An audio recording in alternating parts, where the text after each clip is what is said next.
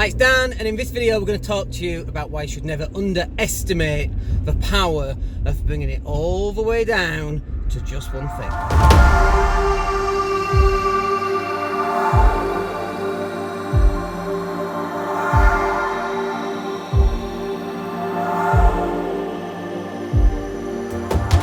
Hey everybody, it's Dan. Hope you're well today. Friday today, so just heading out to the basketball court, and in this video we're going to talk to you about some of the conversations that I've had this week, and in particular one of the things that's really stood out for me is this idea or this concept that if you just bring all this mess that's going on, whatever's going on in your life, and there's always lots and lots and lots going on, isn't there? There's always lots of mess and lots of stuff going on, and it's all out of control, and your life's out of control, and everyone else is in charge but you, and all of this stuff. And so it's this idea that actually, because everything is all over the place, that you need to just kind of get a strategy in place where you can take something very complicated and just bring it down to just one thing. So it could be, like we've been dealing with a chap this week, and he's got lots of stuff going on, like too much stuff, and he's overwhelmed. But this is what overwhelm is, there's too much stuff going on. And actually, in our conversations, and don't get me wrong here, this guy's in a really, difficult situation. But actually, when we broke it down into, okay, well, let's solve this one problem. Let's solve that one problem. When we get that one problem solved, then let's solve the next problem. So we focus on just one problem. And it reminded me actually of a woman I used to know about 20 years ago, and everything was going wrong, the relationships were going wrong, and then a car wasn't working, and there was problems at work, and it's like, look, these are all actually interconnected. It's not separate issues. The problem is that you're dealing with them all in one go, and the brain can't handle 75 different things going wrong all at the same time, or even 3 things going wrong. So how about you just focus on the one thing? What's up with your car? And she's like, well, it needs an MOT. Right, so go get an MOT, solve that problem. Well, it's got a problem with the brakes. Right, well, go fix the brakes. What's the problem? Fix the brakes, get it through its MOT. Now you've no longer got a car problem. That's problem number 1 solved. What's the other problem? Well, I've got this problem with work. Okay, well, what is it? And go and break it down into really small bite-sized chunks. And this is the problem.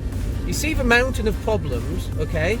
And from a distance, the mountain looks like it's just one giant rock, and you're like, there's no way can I move that one giant rock. And you're right. The difference is that when you actually get closer to the mountain, you realise it's not one giant rock, but it's actually made up of small little pebbles. And the little pebbles are what we call problems. And when you move the pebbles one at a time, it might take you 20 years, but can you move a mountain if it's made out of pebbles? Absolutely. But from a distance, it looks like this monstrosity. It's immovable. And that's because everything, when taken as one thing, looks impossible to do. And that's why you don't solve all the problems all in one go. You solve the problems one by one. And that's what you need to do. So if you're overwhelmed right now, start breaking stuff down.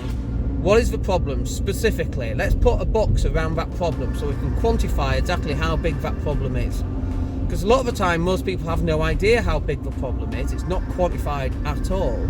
And they actually make the problem even bigger than it actually is. When actually, we had a couple of situations this week where we've had someone just go and do this one thing, and suddenly it's like the kryptonite's lifted off them. Suddenly they can see bright blue skies. Whereas before, just that one thing was causing so many problems. It was like a chain reaction to everything else. Well, then this is going to go wrong, and this is going to go wrong. And actually, by solving that one problem, they fixed the whole chain of events was fixed. And don't get me wrong, not all 50 events in that chain are going to get fixed. But if it gets you to chain number 25, you just solve the first 25 of them. You're always going to have problems. You're always going to have stuff that's coming through. It's the nature of being a human, which I'm assuming you and I are. I'm not sure about myself sometimes, but this is part of being human. And if you've not got any problems in front of you, you're simply not trying hard enough.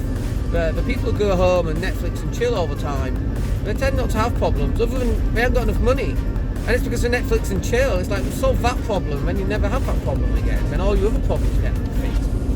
Anyway, I hope that's useful for you. Nice little rant while I'm off to basketball. Let me know how you feel about that, and we'll catch up with you on the next video. My name's Dan Latto.